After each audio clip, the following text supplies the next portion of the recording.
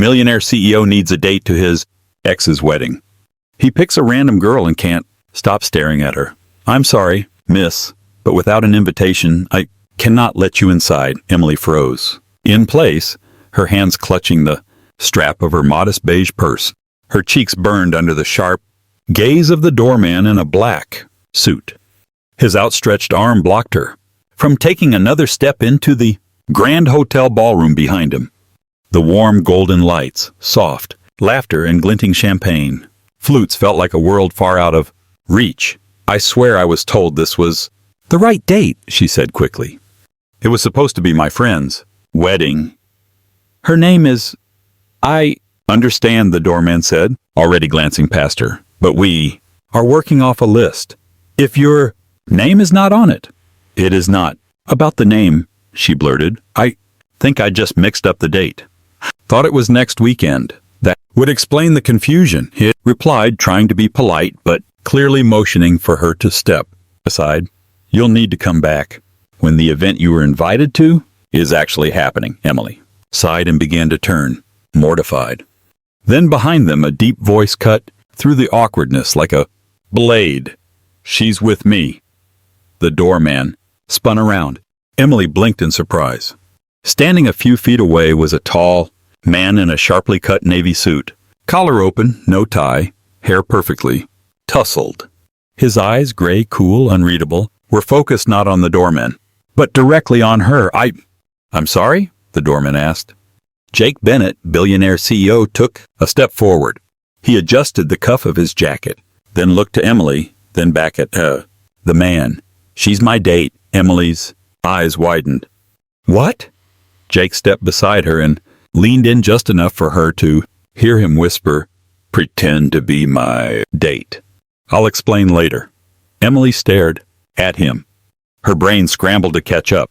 Say no, she thought. This is crazy. But the heat from them glares behind her, the growing crowd and the sheer absurdity of the moment pressed on her ribs like a dare. Okay, she whispered back.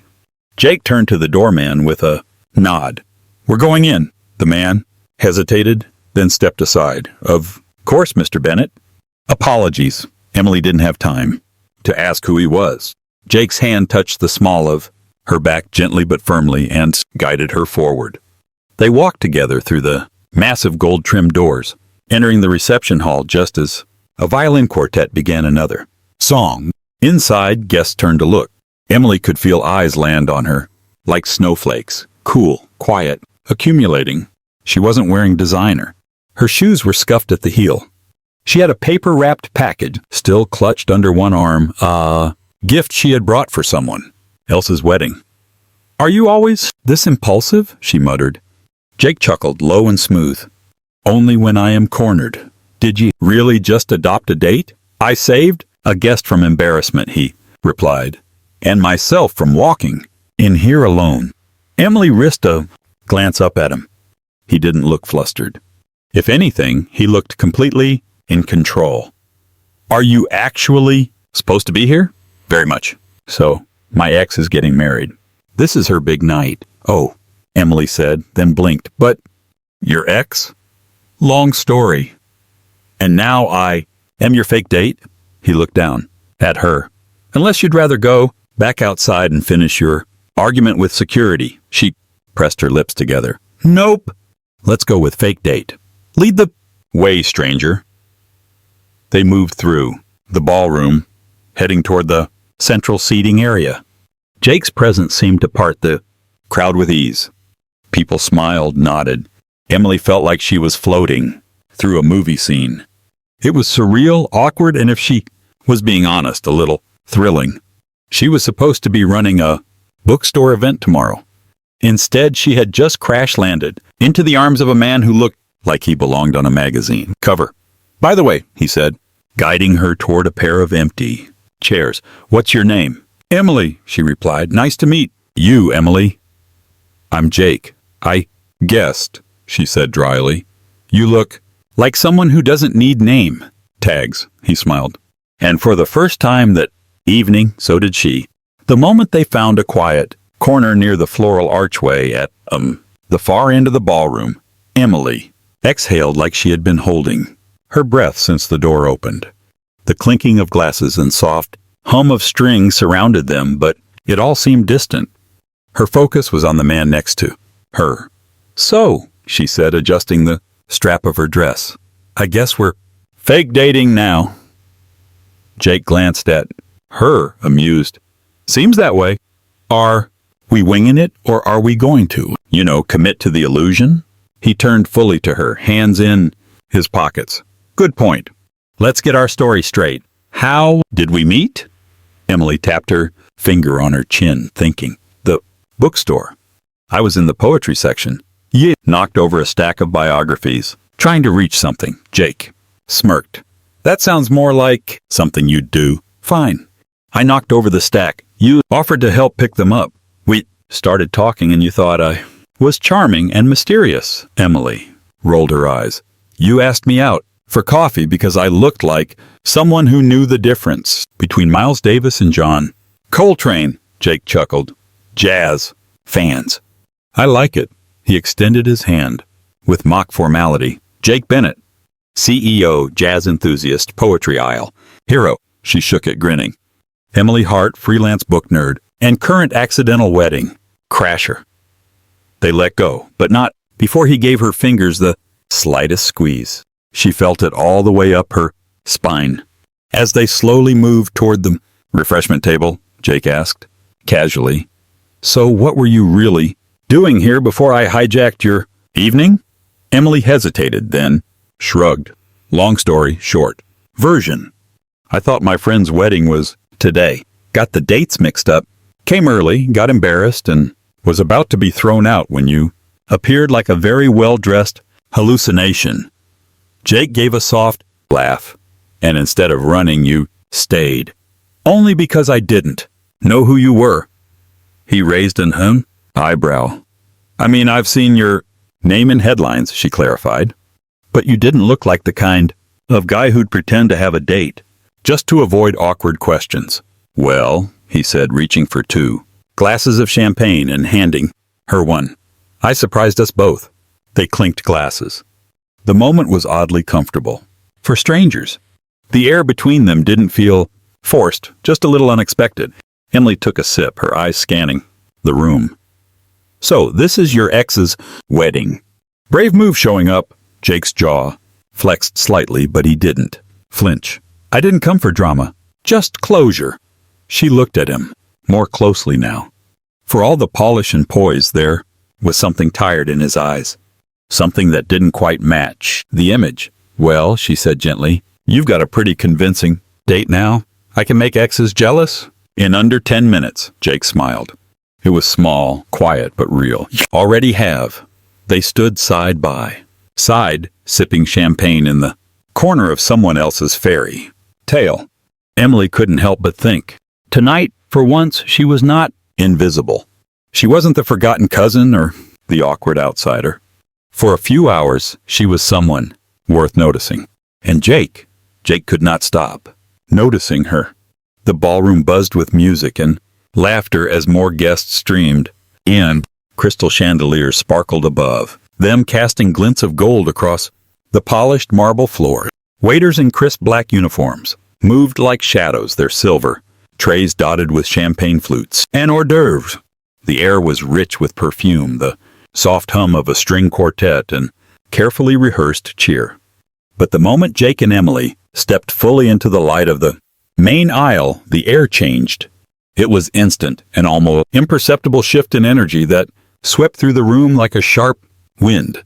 Conversations faltered. Heads turned. First out of curiosity, then in surprise, then into something else entirely. Champagne glasses paused midair. Smiles stiffened. The temperature didn't drop, but it felt like it did. And then, from the head table, a voice cut through the hush like a shard of glass. "What is she doing? Here?" The tone was sharp, unmistakably familiar, and it froze Emily where she stood.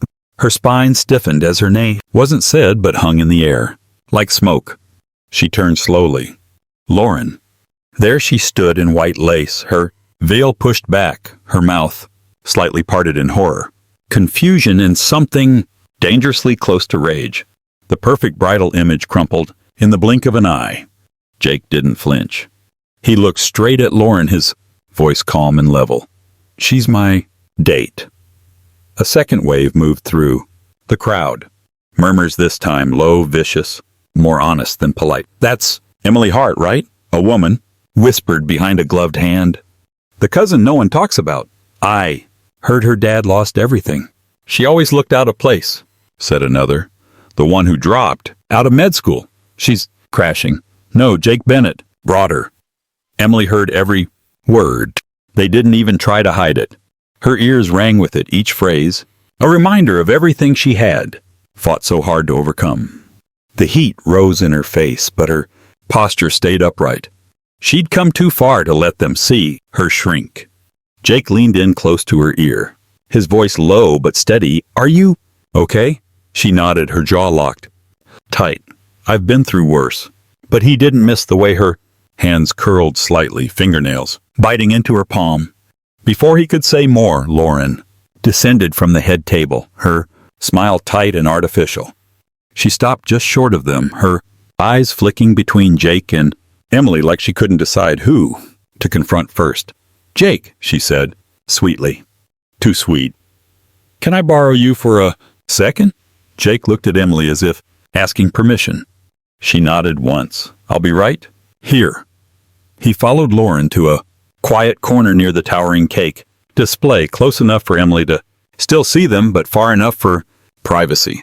She watched them go, her expression carefully neutral even as her chest ached.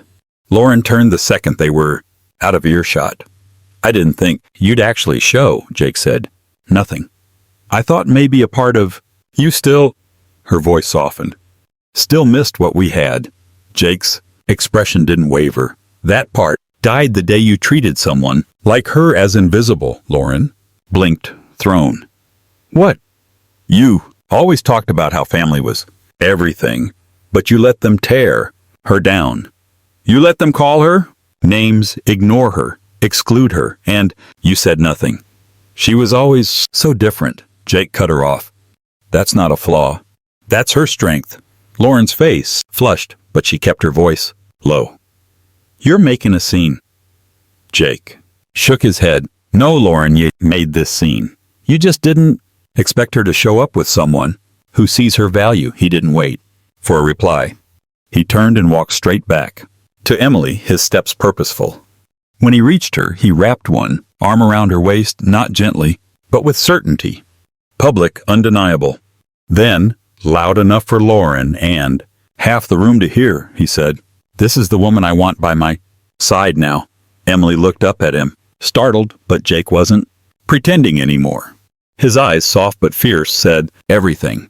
Lauren stood frozen, lips parted, no words coming this time. Jake didn't look back. He led Emily through the sea of murmurs and stares, through the noise of a room that had once tried to define her. And for the first time, Emily wasn't walking behind anyone else's story. She was writing her own. The reception roared behind them. Laughter, clinking glasses, the violinist switching to a livelier tempo, but Emily barely noticed. Her heels clicked softly against the stone patio outside as she stepped into the evening air, drawing a shaky breath. Jake followed her, loosening the top button of his shirt. "Emily, wait." She stopped near the railing, overlooking the ocean.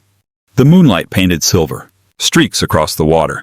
Her shoulders rose and fell once, then again, as if trying to settle the storm inside her. Jake stepped closer. "Talk to me." She didn't look at him right away. Her eyes were fixed on the waves, crashing below. "I wasn't even invited," she said quietly. Jake frowned. "What?" Emily turned. Her voice didn't tremble, but it carried the kind of tired edge that came from wounds that never healed. Clean. "I wasn't supposed to be here tonight." "I didn't get an invite. No call, no message. My mom just asked me to drop off a gift for the bride. That was all." She let out a humorless laugh. "A gift to a wedding I wasn't welcome at." Jake's expression tightened. "Why?" Emily looked away. "Because I'm not part of the real family. That's what they used to say. My dad lost everything in a business collapse when I was 12. Divorce? Followed. My mom raised me. Alone. No country club, no annual. Ski trips, just me, her, and bills. Jake stayed silent, listening. They never let me. Forget it, she continued. Lauren was always the golden girl, the one with the perfect grades, perfect hair, perfect everything. I was just the messy cousin, quiet, poor, forgettable. At family reunions, I was the extra chair they had to drag out the sympathy invite. She looked at him now. Eventually, they stopped inviting me. Altogether, Jake's jaw clenched. That's cruel, Emily shrugged. It's just life. He moved closer, gently placing his glass down on the nearby table. No, that's not just life. That's how people justify treating others like they're less. She met his eyes. You saw how they looked at me. Tonight, like I was a stain on their perfect tablecloth. Jake didn't argue. He couldn't. She was right. He had felt the stares, the whispers, the judgment that seeped from the room like perfume. But he also saw something else. You didn't flinch, he said. Not once. You stood there like you belonged. Because you do. Emily swallowed hard, suddenly unsure what to do with the way his voice softened around her. Jake took a breath. Maybe they don't see your worth. But I do. She froze. You could have walked away. You could have hidden. But instead you stayed. You stood by me. You held your head high in front of people who never gave you a seat at their table. His voice dropped, sincere and low. That takes more strength than anyone in that ballroom has ever shown. Emily blinked quickly, trying to clear the sting in her eyes. Why does that mean so much? Coming from you? Jake looked at her, not blinking. Because I know what it's like to be surrounded by people who clap when you succeed, but disappear when you fall. I've lived in rooms full of applause and felt completely alone. And tonight I wasn't. A silence stretched between them, quiet, thick with something unspoken. Emily stepped closer, her voice softer. You're not like I thought. Jake's mouth curled into something between a smirk and a smile. Neither are you, she tilted her head. So what now, Mr. CEO? Jake extended his hand, slowly. Now we go back inside as equals. Emily hesitated, then slipped her fingers into his, warm and steady. They walked back into the light, not pretending anymore. And this time it was not about making anyone jealous. It was about standing next to someone who finally saw her. The ballroom glowed with laughter and clinking glasses as toasts were raised for the third time that evening. Emily sat quietly beside Jake, hands folded in her lap, her smile polite but distant. Across the table, the scrutiny had sharpened. You know, a woman in a pearl-studded dress said suddenly, leaning forward with her wine glass tilted. It's sweet, really, how far some girls will go to get noticed. Emily looked up, startled. The woman's smile didn't reach her eyes. I mean, finding a billionaire boyfriend just in time for your estranged cousin wedding, that's a Netflix pitch, if I've ever heard one. A few soft laughs fluttered from other guests. Another voice joined, lower but crueler. She always did know how to pick her moments. Always watching, always waiting for her chance. Emily's throat tightened. She glanced toward Jake, unsure whether to respond or simply leave the table altogether. Before she could decide, Jake stood. The scrape of his chair echoed across the table. The music continued playing, but the room's attention quietly shifted. Jake placed one hand gently on Emily's shoulder, the other resting on the back of her chair. His voice was low, calm, but carried like thunder. Careful what you say, he said, looking directly at the woman in pearls. You're insulting the woman I love. The table fell into silence. Emily's heart slammed in her chest. It was pretend, wasn't it? But Jake didn't blink, didn't waver. The words hung between them, heavy and electric. No one dared speak. Even the servers slowed as they passed.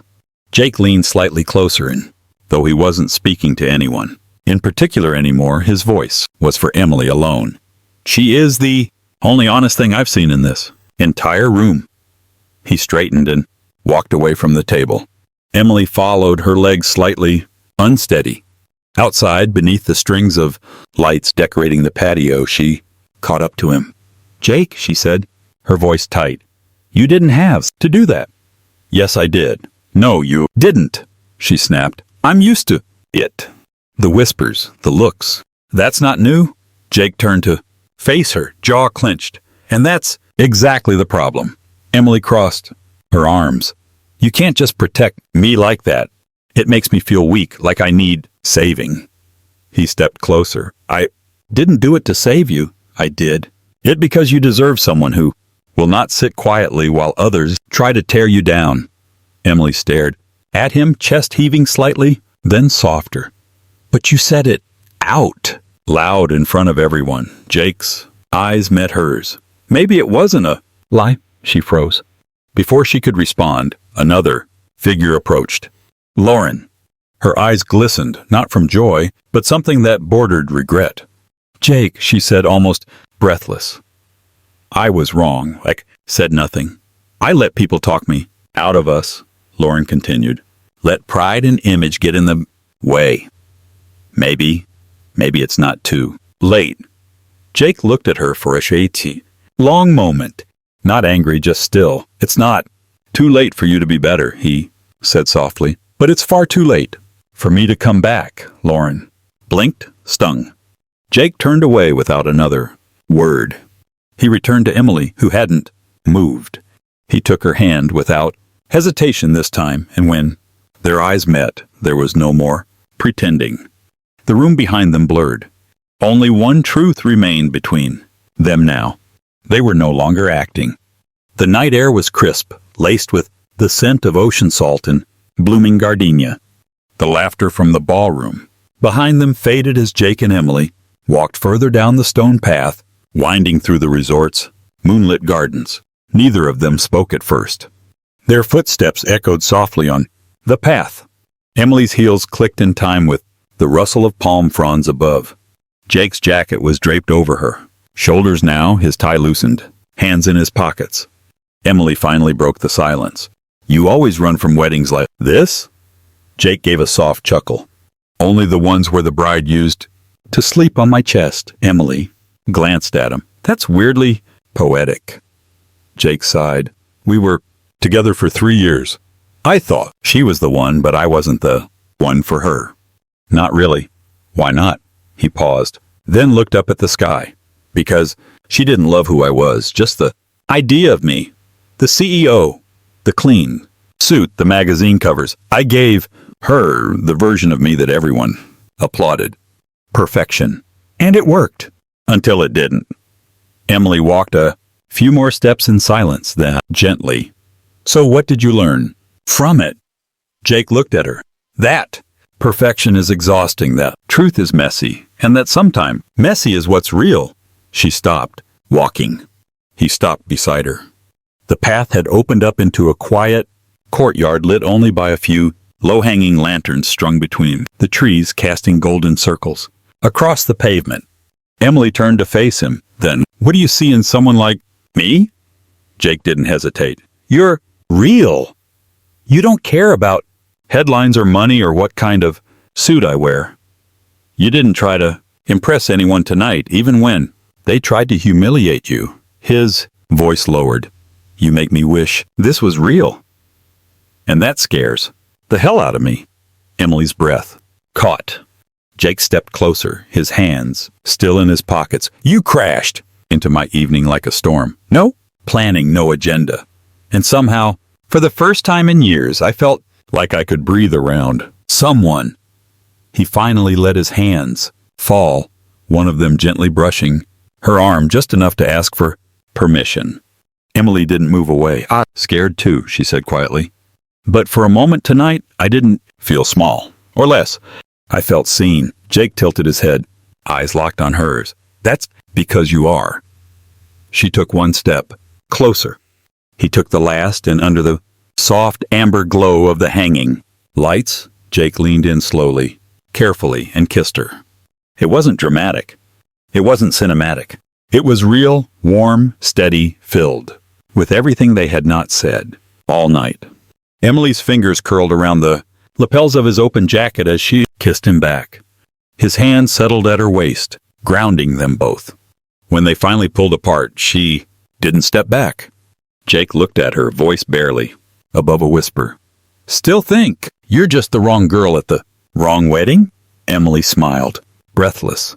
"No, I think I was exactly where I was supposed to be." They stood there for a long moment, swaying slightly in the quiet as the rest of the world spun, somewhere far away. Emily zipped up her overnight bag. With trembling hands, her back turned to the soft morning light, spilling through the hotel curtains. Dust motes floated in the golden beam, gentle and aimless, so unlike the storm swirling inside her. The silence of the suite was deafening now. The laughter from last night, the slow dancing, the kiss under the lanterns, it all felt too fragile in the light of day, like a dream, unraveling with every second. She moved slowly, deliberately, folding Jake's jacket, smoothing out the sleeves, pressing it flat, like a goodbye. She laid it across the bed and stood there a moment longer, letting her fingers linger on the fabric. His scent still clung to it, clean, warm, faintly like cedar, and something more personal she hadn't quite named. Then she grabbed her bag, slipped on her flats, and walked quietly out the door. In the hallway, the hotel's polished elegance suddenly felt impersonal. She pressed the elevator button and stared at her reflection in the golden sheen of the doors. Her ponytail was a mess, her face bare, her eyes tired, not from lack of sleep, but from trying too hard not to hope. She looked like a girl who had made a mistake, a girl who had let herself believe, just for one night, that she could belong in someone else's world. Behind her, a familiar voice cut through the quiet. "Running?" Emily flinched. She turned to find Jake standing at the far end of the hall. He looked nothing like the polished CEO from last night. Dressed in a plain dark t-shirt and jeans, barefoot, hair tousled from sleep, he held something in his hand, a folded piece of paper. "I wasn't," she started, then sighed. "Yes." He walked toward her slowly, not with anger, not with urgency, just with the quiet gravity of someone who had already made up his mind. "Emily," he said, stopping a few feet away. It wasn't about convenience. It was clarity. "And I don't want you walking out of here thinking you were some kind of stand-in." She crossed her arms, trying to stay composed. "Jake, you're going back to your world. Boardrooms, charities, red carpets. I was just the right distraction at the wrong time." Jake shook his head. "You weren't a distraction. You were the only part that made sense." He unfolded the paper in his hand and held it out. "I found this in Lauren's suite. The invitation they sent to your mom." I flipped it over. Emily took it, puzzled. Her breath caught when she saw the handwritten note on the back. Elegant, precise, cold. "You'll never belong here." She stared at it, her chest tightening. Jake stepped closer. "She meant it, to hurt you, to remind you that no matter how close you got, you'd never be enough for them." Emily's grip on the paper trembled. Jake reached into his back pocket and pulled out a silver lighter. With one flick, the flame came to life. Without looking away from her, he lit the corner of the invitation. Emily's eyes widened. "Jake!" "I'm not letting them define where you belong," he said, voice steady.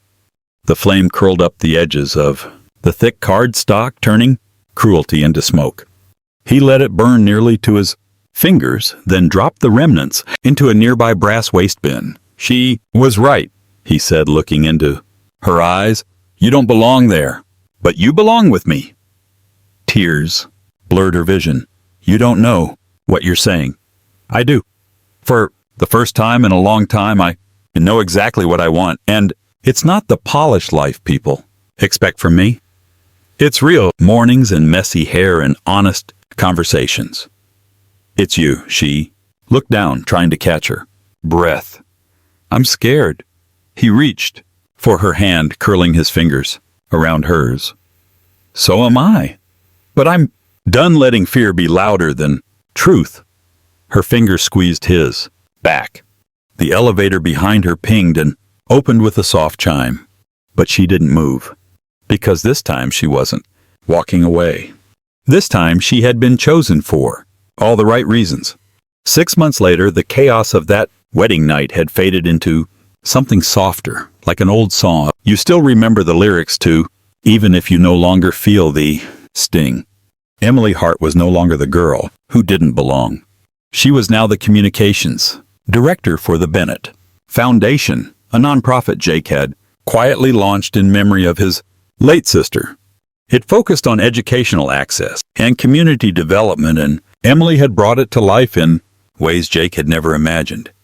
They worked side by side, fighting for causes, writing grants, visiting schools and shelters and small towns with big hearts.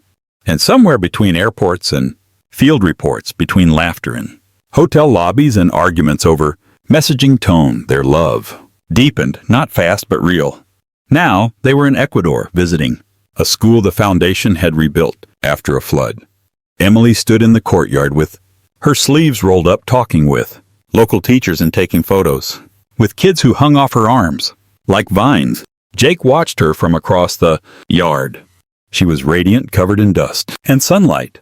When she finally turned and caught his gaze, he nodded slightly. "Walk with me," he said, gesturing toward the tree-lined path just beyond the schoolyard. She smiled and joined him, wiping her hands on her jeans. They walked in silence for a while, their fingers brushing now and then, until Jake reached into his bag and pulled out a small velvet pouch. "I've been meaning to give this back," he said. Emily frowned slightly as he handed it to her. She opened it and froze. Inside was the necklace her mother had given her when she turned 18, a thin chain with a small pendant, shaped like a book, her mother's quiet way of saying, "You belong to stories, and stories belong to you." She had lost it 2 years ago, thought it had been left on a train or slipped behind a dresser during a movie. Her voice caught. "How did you—" Jake smiled. "I found it in a pocket of your overnight bag.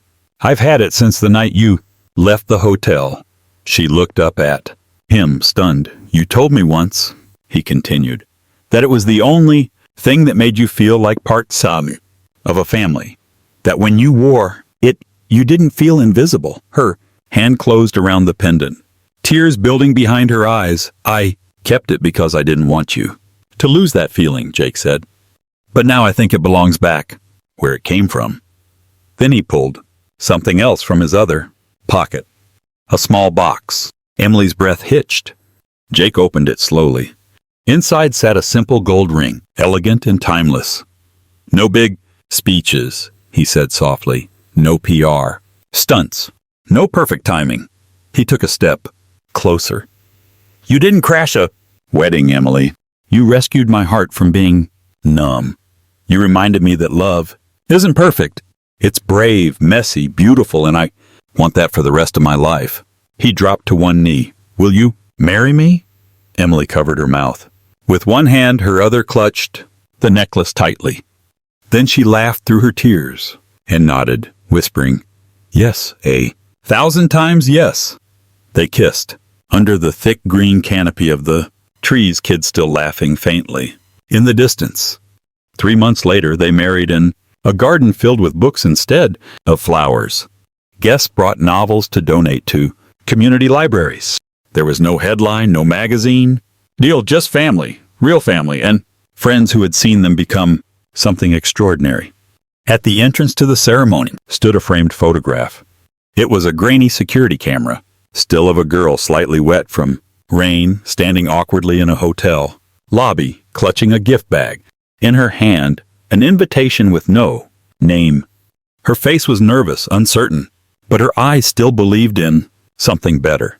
Below the photo, a single line of gold script read, "Kindness is never wasted. It writes stories even when no one is reading." As Emily walked down the aisle, hair loose around her shoulders, Jake waited at the altar, in a gray suit and open collar. His hands were steady, his eyes never left hers.